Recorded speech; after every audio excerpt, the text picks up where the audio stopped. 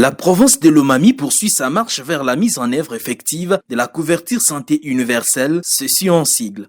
En l'espace de 10 jours, 2 grands rendez-vous ont réuni les autorités provinciales, les experts nationaux et les acteurs locaux autour de cette vision prônée par le chef de l'État, Félix-Antoine Tshisekedi Tshilombo. Tout a commencé le samedi 25 octobre 2025 à Cabinda avec l'atelier de vulgarisation et actualisation de la feuille de route provinciale pour la couverture santé universelle. Un document désormais validé qui servira de boussole pour la mise en œuvre de la CESU dans la province de Lomami. Et pour ce qui concerne l'atelier, nous avons organisé une activité d'actualisation de la feuille de route, la mise en œuvre de la CSU. Vous savez, il s'agit d'un programme, il s'agit d'une situation assez particulière qui fait intervenir plusieurs acteurs. Il est vrai que certains acteurs ne sont pas encore arrivés dans la province de la Lomami, mais il était important déjà de les préparer dans cette mise en œuvre. Et ainsi, nous sommes venus dans ces activités pour leur expliquer d'abord clairement c'est quoi les axes stratégiques de la CSU à travers le pays, mais aussi par rapport aux réalités de chaque contrée. Et ici, nous sommes à la Lomami. Comment est-ce qu'ils vont faire pour cette mise en œuvre? Donc voilà, il y avait une feuille de route qui a été élaborée il y a de cela quelques années. Nous sommes maintenant venus pour l'actualiser en fonction des réalités que nous avons trouvées. Et donc il y a 5 axes stratégiques. Le premier, donc l'un des axes, je dirais, il y a l'axe qui concerne l'offre, c'est-à-dire les services que nous sommes en train d'offrir à la population pour qu'on puisse avoir des bons locaux, des bons services de santé.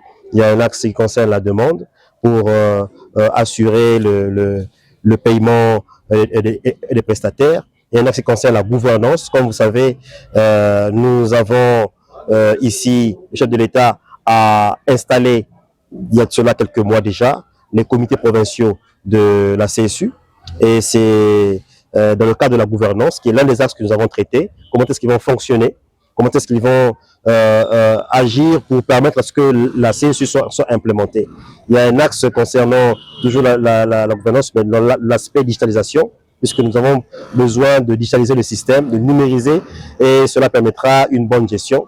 Il y a certains axes qui ont été mis en œuvre. Tout ceci vont permettre à ce qu'on puisse mettre en œuvre la CSU au pays.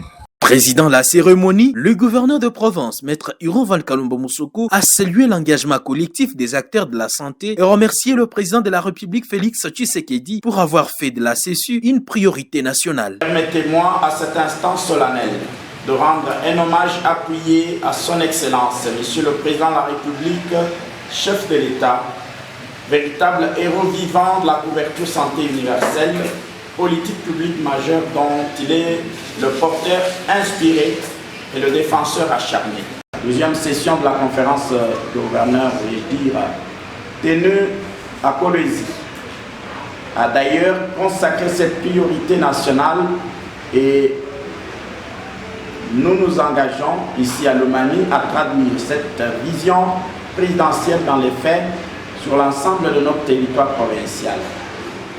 Je rends également hommage au gouvernement de la République, conduit par son Excellence Madame la Première ministre chef du gouvernement.